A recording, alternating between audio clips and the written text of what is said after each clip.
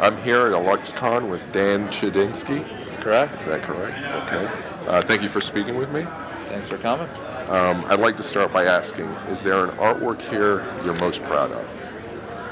I would probably say right now the Ripper, which is the Ripper. piece we're standing next to. This was a piece that was commissioned specifically for this show. So this will go in the permanent collection of IX Arts. Okay. And that was something that was started by Pat and Jeannie Wilshire in order to have a permanent collection that would represent the best of imaginative realism as a genre. Okay. So going into this commission, I knew that this would need to be kind of a signature piece, and I had about a year's lead time to work on it. Okay. And how long did it? Did it take the full year? Or Well, actually, the skull of it, the head was done 6 years ago, sitting on my studio workbench, and Pat saw it in a photo when I was showing him something else, and he was interested in what the rest of that would look like, and he asked what it would take to finish it. I said, well, a commission, because I've got other projects, and he said, all right, done. So that's what really launched it. It would probably still be sitting in pieces in my studio if it wasn't for that. So. Okay. So everything about it, is that your idea then? Or Yes. Okay. Yeah, so this is, drawing inspiration from things that inspired me, especially as a kid, like the Velociraptors in Jurassic Park were a big influence on the body of it, the look of the Terminator, the Xenomorphs, so a lot of the things that were coming out of Stan Winston's studio in the 80s and early 90s. It's kind of a subconscious influence on it. So what materials is it made of? Everything. So I work in a lot of found objects, but this essentially it has a steel plate that you can see that sits on top of the base, which is a combination of wood and found objects and metal. Oh, okay. And then on top of that, I start fabricating. So it has like a fiberglass torso, cast resin, hands, heads, feet, and then just filling in the spaces in between with found objects. Okay. All right. Do you have any backstory in your mind about what it is? Oh yeah. So the idea for most of my pieces, I write a backstory, and the reason I do that is because it helps me think about why I'm putting a detail in a certain place. So I think about things to almost an obsessive level of detail, and this one, the idea was it was designed by a team of engineers and environmental scientists to eliminate poaching. So these creatures would be released out into an environment, and they're remotely released, so you get out of there, and they hone in on anything that's an invasive species, including poachers, anything that's mechanized like a vehicle or a gun, and they hunt that thing. And so they have a self-sustaining energy source, kind of like solar power, and they would release these and then let them go until they fall apart, and then they can release new ones as needed if there's another threat to the animals. Yeah. You can also digest the poachers themselves. Yeah, there you go. I like that idea. So, all right, cool. That's a cool idea. Thanks. How do you know when a work is finished? So I get that question a lot. For me, I know a certain emotion that I'm trying to provoke, or a certain essence. And then when you're working with a lot of little pieces, I stop and I think to myself, well, any more details further enhance the essence of this piece? And if the answer is no, I stop and I move on. Do you ever take stuff off when you said maybe I've gone too far? Or? Yeah, oh yeah. I mean, there's a time in the studio where I'll get to a point where I think it's finished, and what I typically do is I leave the studio at that point and I go do something different for the rest of the day, and I will come back, and when I look at it with what I call fresh eyes, I'll usually be able to spot within a few seconds if something's off, and if I'm still good with it, it's done. Okay. Yeah. Interesting. Okay. What inspires you? So I have a broad range of inspiration. I think for this type of work, I'm just going to adjust this. Sure thing. So what inspires me specifically in this genre are most of the people that are present here. I found out about a lot of these illustrators by coming to one of these shows and sculptors. I met Tom Keebler was one of the first that I met. He does the hyper-realistic figures. We were from the same zip code, so we didn't know that. We met in Kansas City, and then we had this shared history, and it kind of built.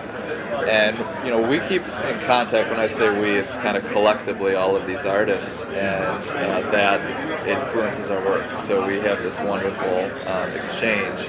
But then I also I studied history, so I had a degree in history, and my focus was the Italian Renaissance. So I was a classically trained carver. I learned to carve marble in Italy, and I was a woodworker as well.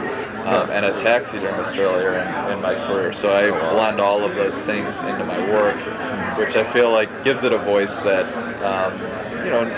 other people necessarily wouldn't be able to duplicate without experiencing all of those things. So, yeah. Wow. Okay. I was going to ask you what inspired this piece, but you went through that. Is there what inspired the boar's head? Okay, so this is my take on Bebop from the Teenage Mutant Ninja Turtles. And he was one of the villains, but he was one of my favorite action figures as a kid. And I decided, because I do taxidermy, I had multiple boars in the studio at one time. And I had a hide that looked the right color, and I just had an idea one day. I had the two turtle shells that you see as his shoulder pauldrons. Oh, yeah. And I thought I could make a real Bebop. And so I made it it started as a personal piece, and then I reached out to Kevin Eastman, who's the co-creator of the Ninja Turtles, and the editor of Heavy Metal Magazine, and I just said, hey, I made this. I would just like your blessing before I put it out in the world on my website. And he got right back to me and said, I'd like to interview you and feature you in heavy metal. So that was a tremendous moment for my inner 5-year-old to get to meet the creator of Turtles were the reason I learned about the Renaissance masters. I knew the names Michelangelo, Donatello, Raphael, and Leonardo as reptiles before I knew them as Italians. So that is a huge part of my influence there, was just the look and the aesthetic of the characters in the Ninja Turtle series. That's an awesome story. Yeah. That's so cool. Okay. What is your most important artist tool? Is there something you can't live without in your studio? No, I think for me as an artist, I've learned to be versatile. Versatility might be the most important tool, because there's going to be times, like when I work in Alaska, I stay with the Tlingit clan, we make our own tools. So I've learned how to basically go out into nature and make tools to make something very large and impressive like a totem pole. So I'm very grounded in those old techniques, and I've learned to adapt. And for me, that's allowed me to travel to different parts of the world where I don't even speak the language, but art is a universal language. So it's the great equalizer. And I've learned that you can make a lot of lifelong friendships and create these opportunities and also new sources of inspiration if you're willing to take yourself out of your comfort zone. So I don't think I allow myself to have one tool that I would get that I would be too dependent on. It's the short version of that. Okay. Is there an element of art you enjoy working with most, and why? I would say, for me, sculpting, if that counts as an element of art. I started as an illustrator, and I didn't have an opportunity to study sculpture until I was very close to the end of my undergraduate studies. I was studying to be a lawyer, and it was a trip to Rome that changed that. So I still finished my history degree as a prerequisite to law school, and I came back and simultaneously finished a degree in sculpting, and then went on to pursue a master's in sculpture. And for me, sculpting, the first time I created a character that occupied space, and it was based off of a sketch I did, there was a power to it. It had a presence, and I thought, this is it. This is my voice. This is how I want to express myself. So I do still illustrate and paint, but the most gratifying thing for me is sculpture, and even more gratifying is life-size or monumental sculpture, because it starts to transform a landscape, and the viewer can't disregard it or ignore it quite so easily. They have to be confronted. So, when I see a dog get really uneasy and start interacting with a fake character, or people tell me, the Ripper makes me physically uncomfortable to walk that close to it. Yeah. And I think of it as just, that was a pile of parts in my studio a few months ago. That's, you realize you have a power there as an artist, and it's, I think sometimes if we could put that power into words, we'd be writers, but we're artists, and it's like a musician telling you about their best song. Just play the damn song, and let them experience it. So, what was that first piece that you? It was a little piece called Chudzinski, and it was this character that it sits in my dad's law office, but it was a little tribal creature that looks very cute, but the closer you get to it, you realize that it has these ominous qualities, so it lures you in with cuteness.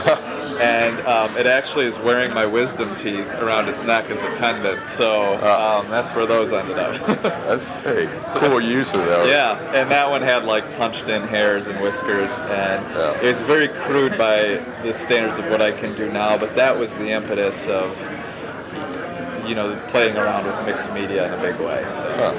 Cool. Okay. You talked about some of this, but how did you start making art, and why do you make art? So art was my first language, and what I mean by that is before I was articulating myself in sentences, I was drawing. And my mom tells a story about I was about 2 or 3 years old, and she had put me down for a nap. She fell asleep herself, and I woke up first. And when she woke up, she realized that I wasn't in my bed, and that there was a line of red lipstick running down the length of the hallway. So she followed that downstairs, and I was hiding behind my father's new armchair, which was my little fort area, and she said she could see the armchair was moving, so she found me, and I was drawing all over the back of this brand new chair. So she pulled me out, put me up in my room, and then went down to clean the chair and turned it around and realized she could identify the species of dinosaurs that I had been drawing. And she came back. Fortunately, I had a wonderful support system at home, and my mom came back, not with a belt, but with a sketchbook and materials, and we still have some of those early dinosaur drawings. So for me, I drew the things that fascinated me as a kid, and it really hasn't changed. It's become more refined and sophisticated and informed, but the things that I got excited about as a kid clearly still excite me very much. Cool. You don't still use red lipstick in any of your pieces? If the occasion calls, I mean, for this one, I was in the makeup aisle at Walmart looking at nail polishes, and they were asking me, "Can I help you?" And I said, "I'm not sure you want to know what this is for." That's not a good test. There's always, I find myself in these bizarre situations. I rarely use materials for their intended purpose, but it's whatever best suits the need of the narrative and the piece. Okay.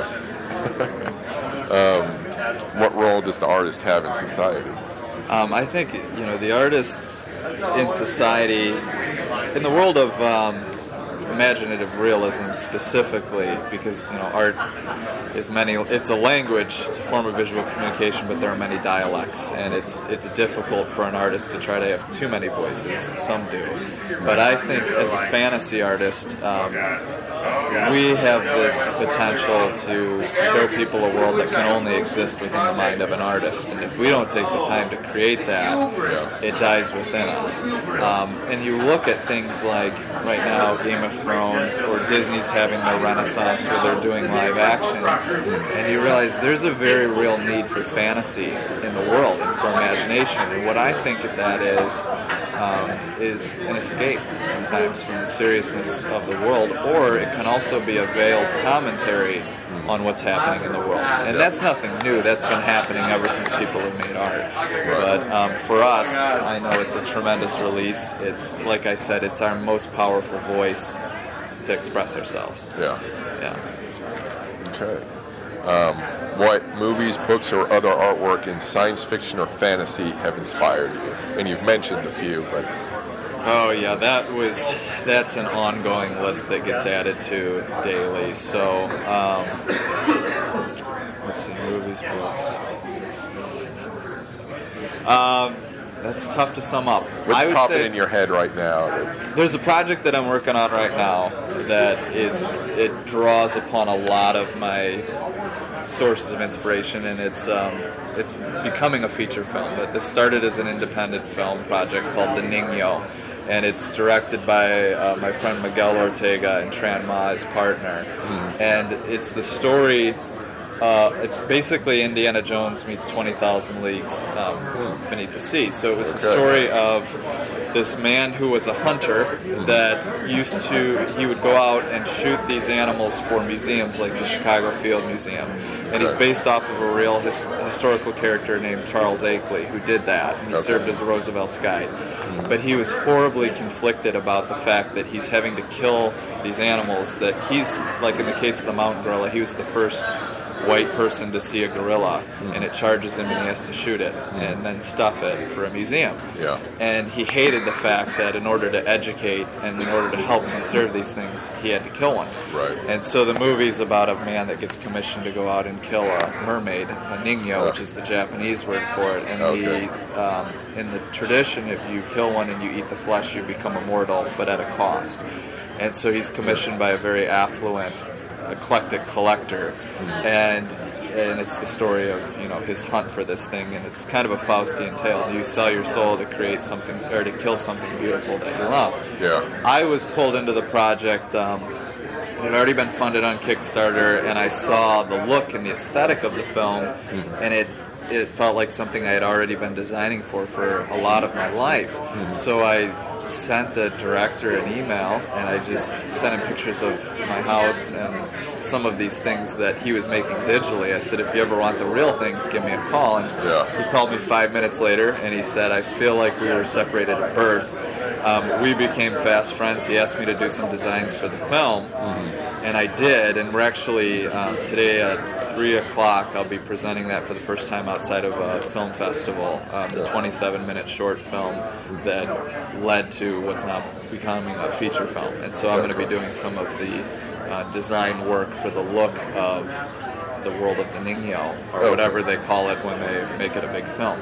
But that allows me to pull into a lot of historical interests, things like armor, things like dive suits, and to do it in a way that shows respect to all those cultures and the history of those men and women that were early explorers. So when you say you're working on the design of the film, are you talking about props, scenery? Props, yeah. So I'm doing, it's very specific, like, things like hero props that'll be featured in the film, or the look of it, and consulting on other like historical matters. So when he called me and he needed me to design a character that was a Sikh, but it was a bodyguard, and everything is based in Punjabi culture, and so there's a face mask and a costume, and those became kind of, I think the look of them became a little bit more iconic than we were expecting, and they were well received.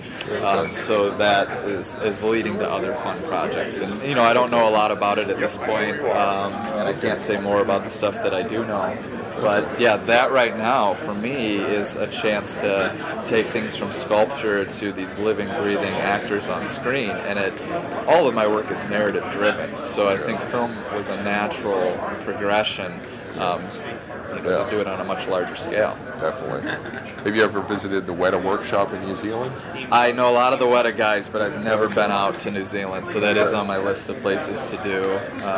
I've been to a number of studios, and I did work in the special effects world for an animatronics studio in the past, so we would do, like the full-size characters that you'd see at parks like Disney, or stuff like the Madame Tussauds things. So I can definitely appreciate those types of workshops. Yeah. Okay. Is there an art piece you'd like to create that you haven't done so yet, and what is it? There are many. And the answer to that, I tell people I've never had a problem with a shortage of inspiration. It's just a shortage of time. Yeah. So some of the pieces, like the Ripper that you're just now seeing, have been percolating for 6 years, and I just didn't have the time to knock it out 6 years ago. Right. So I'm working through sketchbooks, and there's this pressure of time that I know in my life I will never create all the stuff that's already designed, and I'm going to have more new ideas that come while I'm working on those. Yeah. So you just have to, I think, filter yourself and know, like, this is going to be the best representation of what I need to say at that point in my life, and not place limitations on myself in the future. Right. So a lot of early ideas spring up later as, as future pieces. Right. Okay. Well, that's all the questions I have. Do you have any last things that you want to say? I think we covered it. Yeah. Yeah. Okay, cool. Appreciate it. Please visit chrisalvarez.com for more cool stuff. That's CRISALVAREZ.com. Thanks for listening, and keep imagining the future.